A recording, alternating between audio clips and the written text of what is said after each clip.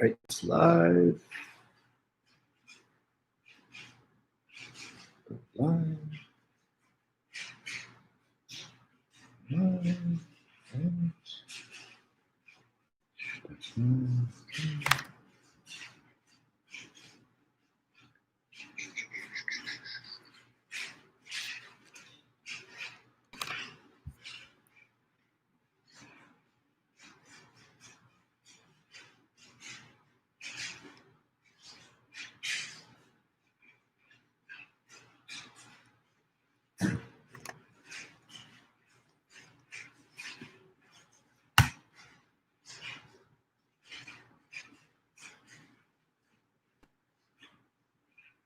All right, good afternoon, guys. Hope you guys are doing well.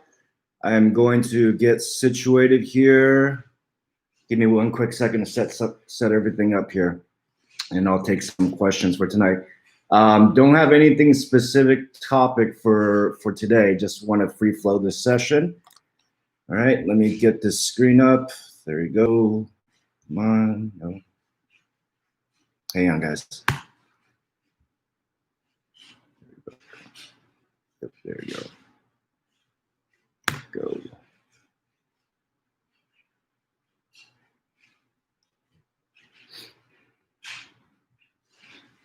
Why is this not working?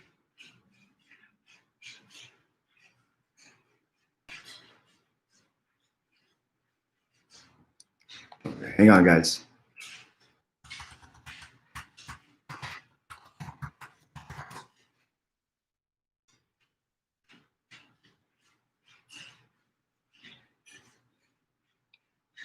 There we go. All right.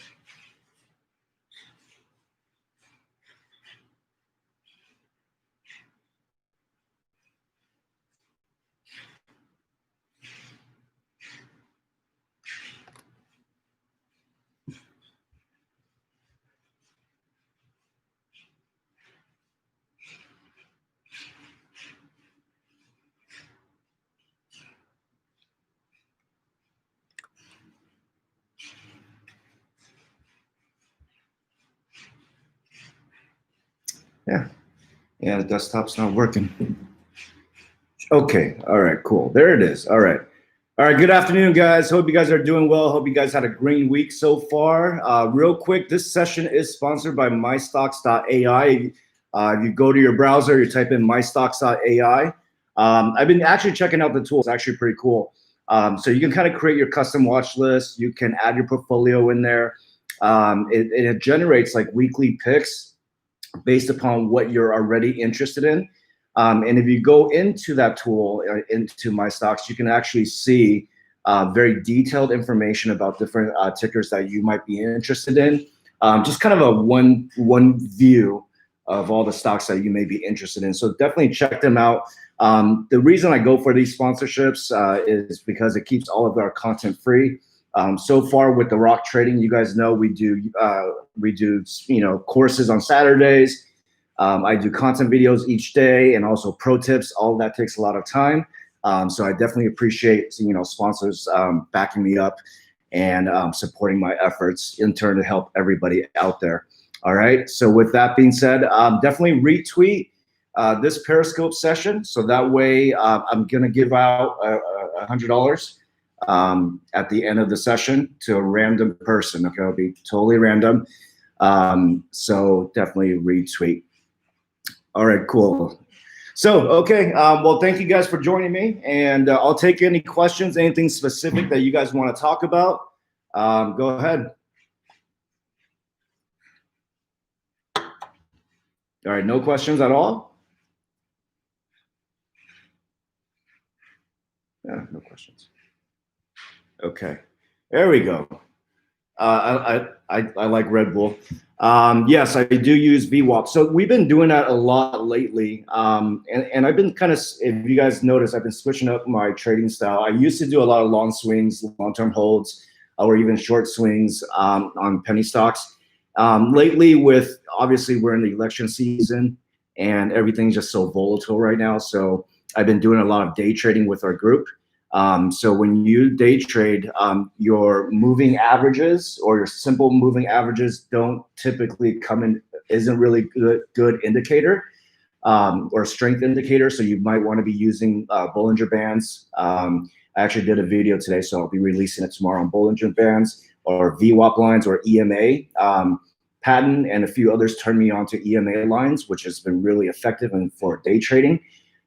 So that's all we've been doing for the last several days, and we've had a lot of great wins. Like today, GameStop was really huge for us. Several others throughout last week, this week, SLDB, Solid Biosciences, WWR. Gosh, there's so many good wins lately. So definitely, day trading is not, if you don't have experience in swing trading, don't try to day trade. Definitely learn your indicators, your technical charts, because that's the only thing you can rely on. Fundamentals and DD doesn't really help you at all for day trading. So all you have is technical knowledge and skills, and you want to pick those up as soon as possible. All right. Liking the 9. What's up, Eric? How you doing? Hope you're doing well. Okay. How do you feel a squeeze coming on certain plays? So I sent someone sent me a link. There's several links. If you guys just Google short volume on stocks, there's several websites out there. You can look up the ticker and you can see how much short volume or short interest is on a particular stock. And usually what happens is when I say short squeeze, that typically means, well, a catalyst came in, such as GameStop. I'll just use GameStop as an example today. As soon as a catalyst comes in, the buyers are coming in, and what that triggers is a lot of shorts covering their shares or covering their short shares. So when that happens, you see the price momentum go, spike up really, really hard. So that happens all the time with catalyst plays. All right. Okay. Give me other questions, guys. Okay, so Entech. Let's talk about Entech. Nice PR today with Entech. They finally inked some type of deal with Merck. I think they need to be a little bit more transparent in terms of what's really behind that deal, because it's actually it's confidential.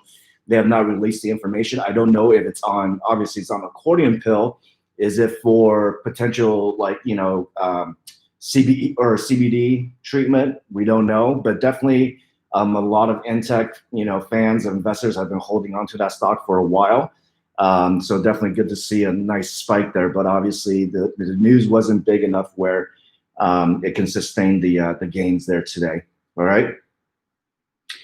Same thing with BKey. All right, BioKey. And again, I think what most majority investors out there are looking for is more updates on the $75 million contract in Africa.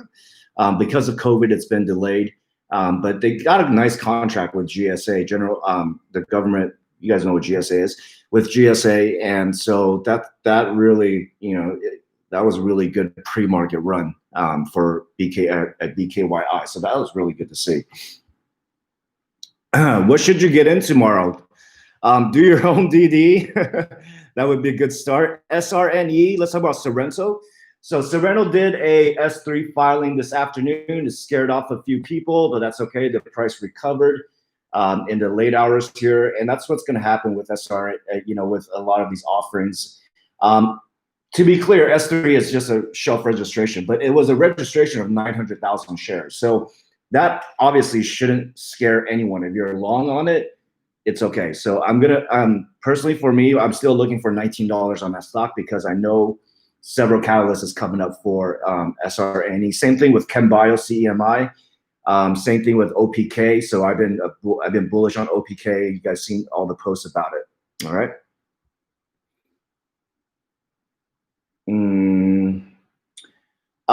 Charting app for iOS. There's several out there. I think TradingView has an app. I think stockcharts.com is good, but they don't actually have an app. It's just a website. But if you're on Webull, that's all the tools that you really need.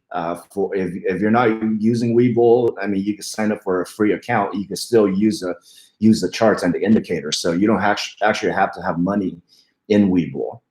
Okay. SPAC, I'm still bullish, of course. Fisker sent out a few hints today. He's been quite busy on social media lately. I think the overall, I don't want to step on any toes, but with the SPAC plays, not SPAC itself, but SPAC plays, these merger and acquisition corps, I think there was definitely a lot of hype around it with IPOB, with Open Door and Shawmouth. However, lately, the market's kind of being impatient with SPACs. But we all know SPAC, they've announced the announced the merger date or the voting date. I believe it's October 29th or later this month. And so I think we should see a run up with SPAC. Yeah, the Black Lives Matter movement, the plays, I believe there is some type of conference tomorrow regarding the Trump's Platinum Plan. U1, BYFC, CARV, IPDN, they all saw a little bit of action in pre-market, but nothing that will sustain the gains today. It's going to really depend on Trump playing up the Platinum Plan going into the election season or the election month, or you have other people, celebrities, etc., talking about it. So those particular stocks will generally only go on such catalysts. All right.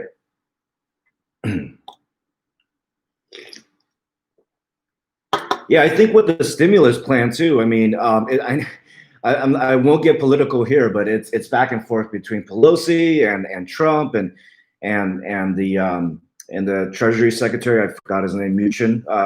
So if you have a stimulus plan, if they start printing money, those $1,200 checks, you'll see BTC, you'll see crypto and blockchain plays, they'll spike.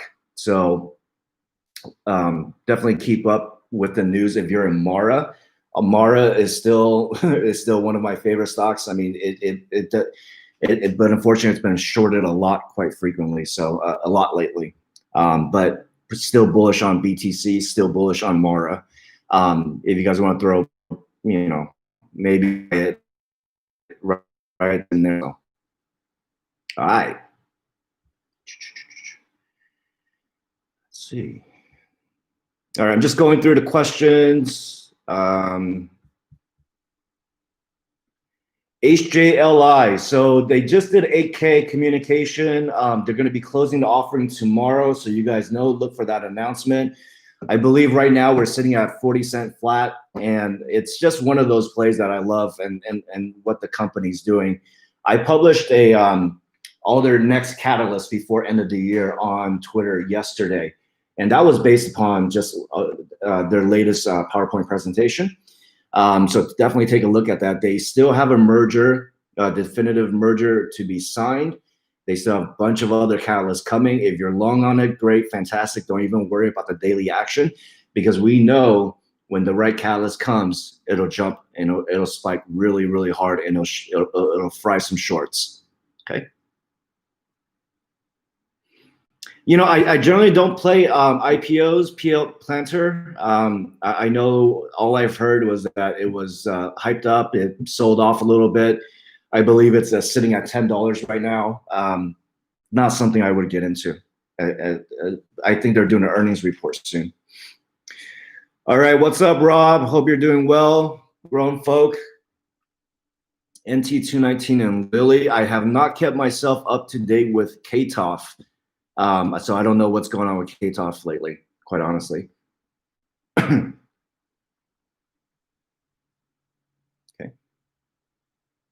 Jivo. I'm not on Jivo. I've been watching Jivo. Yeah, I mean, lately the battery plays, the energy plays has just been somewhat unpredictable. I mean, you have like companies like CEI pumped really, really hard. Excuse me, WWR pumped really hard as well. There was some, movement with Jivo in the last couple of days, but that really wasn't not much movement. I am watching PLM. If you guys know Polymet Mining, the article that was released last Friday, or maybe the other Friday, that they're in talks with Tesla. So that's gonna be a good potential play. I'm impressed with how NAC is actually holding up at 1.16. So we know that. That ROD should be coming any day. It could be October, or it could be after the elections, but I'm holding on to a bunch of shares on NAC because my average is really low, and I know the potential of, I mean, once the ROD is received, you'll see a nice pump into NAC. So what's really interesting about GameStop? So GameStop is going to be partnered with Microsoft. I was talking about this with our group earlier, and it's just that it seems like Microsoft is just like going to slowly take over their stores. They're going to put their Microsoft associates in the stores. They're going to outfit it with Surface laptops. It looks like an extension of their flagship stores. They're definitely going to be expanding the gaming part. I mean, it'll be interesting. I don't see why not at this point. Sometime in the future, you could see Microsoft just buy out GameStop right away. They still have all the retail locations. Microsoft is still do all these pop-up shops all over the country with Xbox games, Surface sales, or Microsoft product sales. So it makes a ton of sense for Microsoft to buy them out, but that's just my speculation. So I don't know anything about Sona. CEI, I don't think CEI is going to go anywhere. I think, the thing you guys have to be careful with some of these stocks, these energy stocks are not moving normally at all, right? You have a couple of big accounts say a particular stock and everybody jumps in on it, and it's disastrous. So I don't know anything much about CEI. It looks, I mean, I got into it really, really quick today, just kind of in and out, scalped it, moving on. But there's, if you don't have a lot of day trading experience, if you don't know how to read VWAP or EMA 9 lines or basic understanding of the technical chart, you shouldn't be trying to scalp or getting in on a stock and you end up being a bag holder. It's just not fun. So I've done that before. It's not really good. It's not good for you. It's not good for your portfolio. No, I haven't heard anything about P&G company. Their video investor presentation, why you should invest in Novin. I don't know if that was geared towards institutional investors or was that really geared towards retail investors. I don't know. But by the end of the year, we'll know if they're going to make a lot of if they're going to make progress on the nitric oxide treatment for COVID, and that's the only thing that is going to really move this stock. So I hope that Novin is actually making a ton of progress, and it looks like there's articles about nitric oxide every single day. Everybody sends it to me. It looks like it's a potential big therapeutic for COVID, but it's interesting. No one's really talking about it as far as like the FDA and the government side. So we'll see. Yeah, CEI. I mean, yeah, it jumped over $1 today. That's really awesome. I mean, I scalped that really hard, really good. Rob, I don't know. We're gonna have to watch BTC regarding Mara, if it'll bring Mara back. It'll be for sure interesting to see in the next few days. As long as we're passing a stimulus and there's a stimulus play, I think BTC will go. Let me just check the charts real quick on Mara. Okay, so Mara is sitting at 214, 216. So it's been barcoding for most of the afternoon. Like I said, it's hard to know. Will we see Mara getting that pump like we did in August to 5 and 3, 4, 5 all in one day? I'm not so sure. But definitely you could see a short squeeze if BTC can jump over 11,000 or even 12,000 in the next few weeks. So yeah, BTC is at 10,901. So I mean, we could see 11,000 tomorrow. Okay. All right, my favorite stock since Syntex Technology. So they came out with the news earlier this week with their progress on silicon nitride on masks. What I'm still looking for is the actual partnerships that's going to come out of that, out of their research with silicon nitride, be able to kill COVID or certain viruses on contact. Unfortunately, most people sold off on the news. I definitely removed some of my position and keeping the rest for long because I know the potential there. I definitely took a good base hit off SINT. Let's see, Entech. Sorry, yeah, I talked about Entech already. Like I said, great news today with Merck, but people are looking for the U.S. pivotal trials in the United States. Same thing with Czech as well. Okay.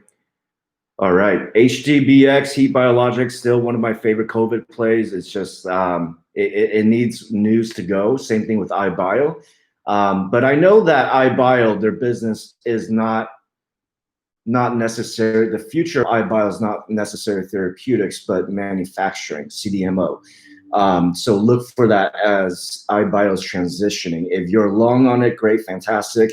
It's short term. You're not going to see a whole bunch of. You might see some news about COVID, but iBio is shifting their business strategy.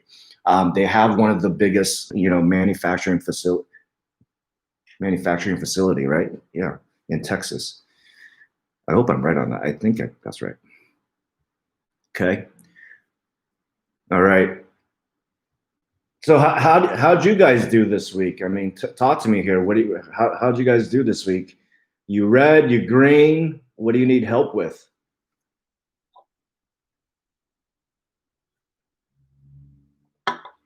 Yeah, I have ADMA. I think antibodies is going to be the next play for COVID.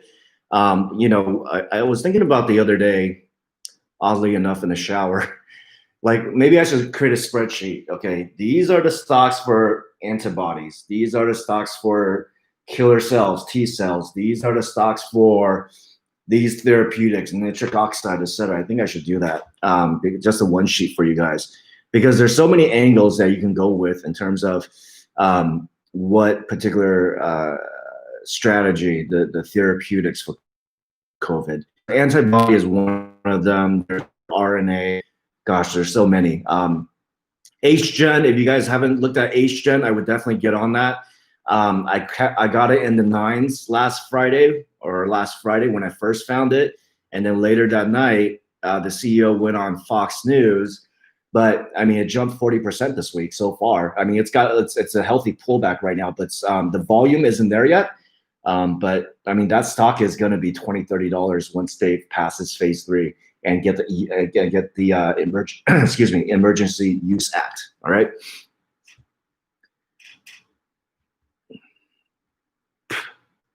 All right, cool. All right, let's see. John, FYI, just share the link so they can watch. Okay, cool. All right, yeah. I mean, if you guys want to get in on our group, I'm pretty picky. Well, number one, it's not a Discord. Okay, I can't stand that app only because I don't know how to use it, and it's just the learning curve is too much for me. Telegram seems to be the easiest choice for us. So I did start a group a couple weeks ago. We started with about 3 people, and then now it's like about 30. I've added a few people, extra people this week. I'm pretty selective in terms of who I want to add into the group, because the last thing I want to do is like some type of front-loading, pump room. I want people that can come in and offer the group education, ideas, DD, charts, technical ideas, etc., and be able to support each other. I think from what I'm hearing so far from some of the new people coming into the group, they've already said that over the last 2 days, they've actually made some of their losses back already by leveraging the group and leveraging the community to help them make better decisions when it comes to trading. So, when it comes to trading, if you're not in the group, definitely hit me up. I can add you. You could just DM me. I know there's several other groups out there on Discord, like, I love Penny Stock Lizard. So if you're part of LKTG, all right, that's a great group to go with as well. So one of the few I trust here on Twitter.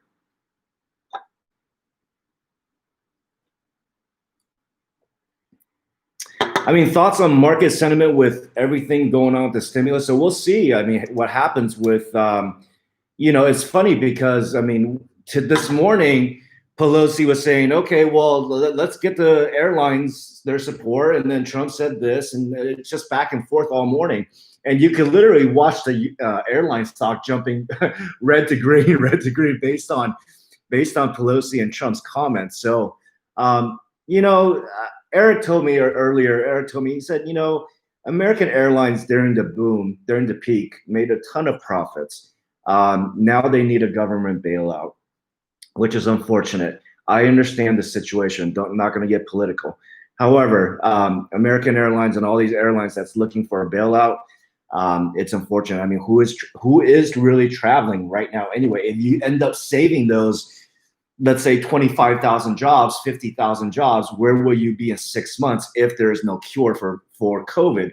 If there is no, if no one's, they're traveling as much as they have done before. So it's a catch-22.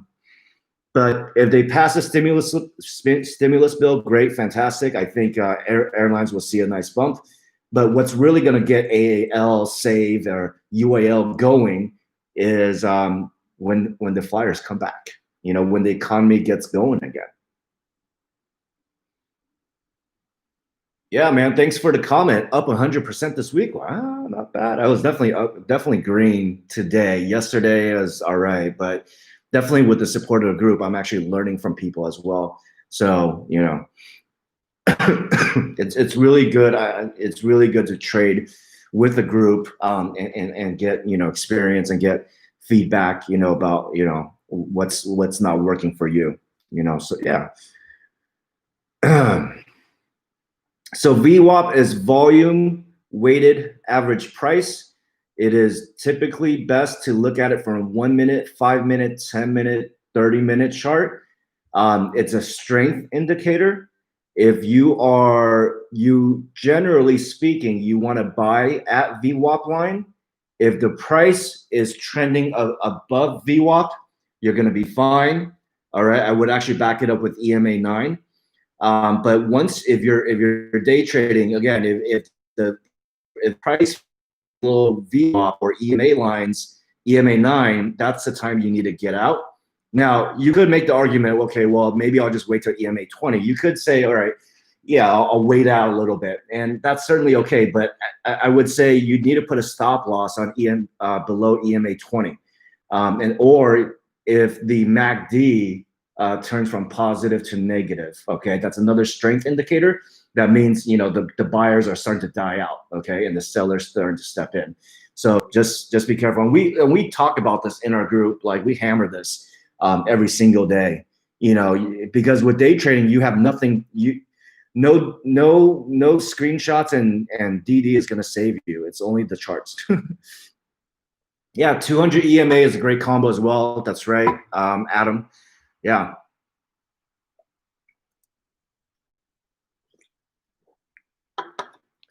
Kevin, I always enjoy your humor in our group chat. You really keep things interesting with Rob.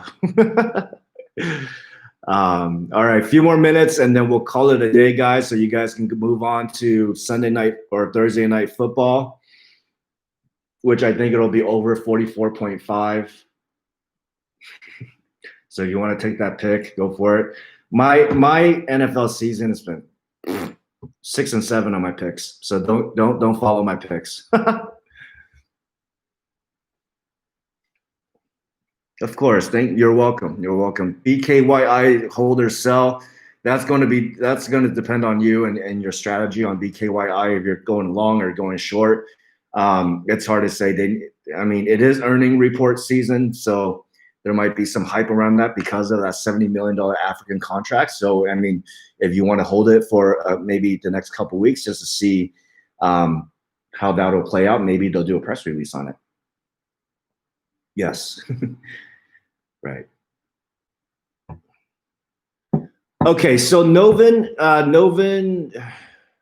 their compliance date is coming up and they do need to file for an extension. So we should be hearing from Novin. What is the latest they can do a reverse split? I don't want to go down the SNSS route, but SNSS literally did it at the last minute. So they could do it at the last minute. I hope not. With so much going for them and all the things that the investors have been so patient on just to do a reverse split would definitely be a kick in the shin. But they should file for that extension. That would be the only right thing to do. Yeah, is it the 19th? Okay, so October 19th. Okay, well, that 19th, 1, 2, 3. Okay, so they're yeah, Noven's cutting it pretty close. It's already 6, 7 sessions out. I haven't been able to keep up with that, but that's interesting. Everybody needs to write Novin and ask them, are you guys going to file an extension? My God. Oh my goodness. Yeah, SNSS, that was some bull. I totally get it. It was not fun. Probably one of my biggest losses so far this year is SNSS. Um, you know, and they still haven't been able to sell the company, which is really interesting. Yeah, and you know, that's quite, you know, that's one of the reasons why after August I started shifting into more day trades. I've done it before. I know how to do it. It's just that it was definitely bullish over the summer. The penny stocks was hot. There was definitely a great DD, great opportunities for long-term plays. But these days, nothing is, you know, nothing is sticking. I mean, you can have great ER, you can have great PR, and nothing sticks.